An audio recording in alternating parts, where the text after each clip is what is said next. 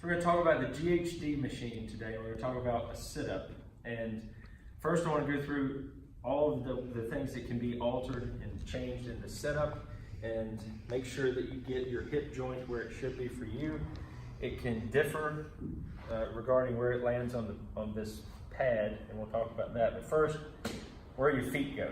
So you've got an adjustment with this piece to go up and down, and for this entire part to go this way and this way.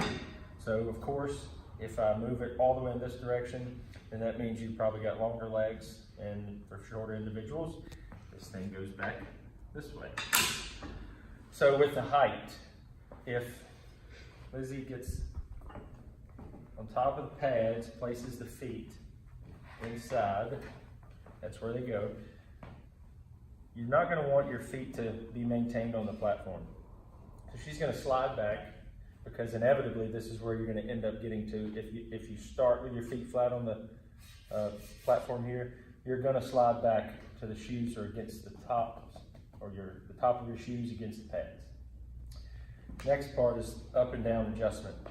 If I move this piece, and I'll exaggerate it, take the feet out. If I move this piece up, then it's going to essentially make the sit-up a little bit easier because it's not placing as much of a stretch and demand on the hips.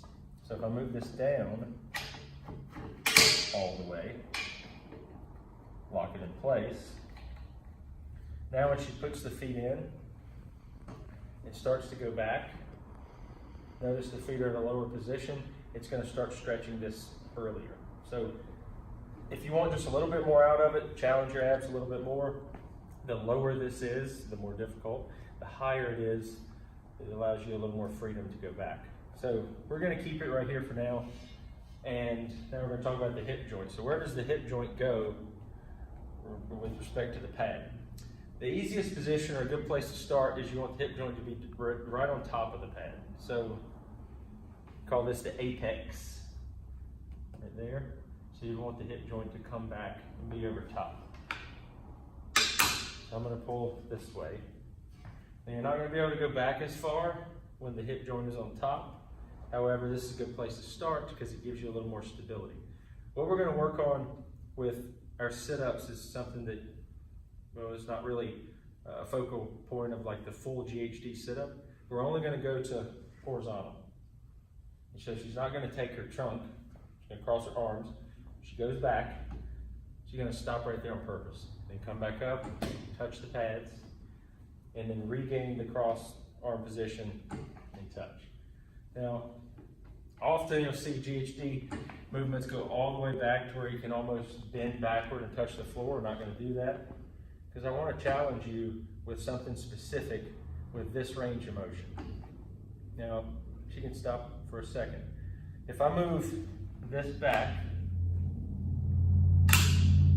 she slides back now again. Notice the hip joint moved from right over top, now it's back here.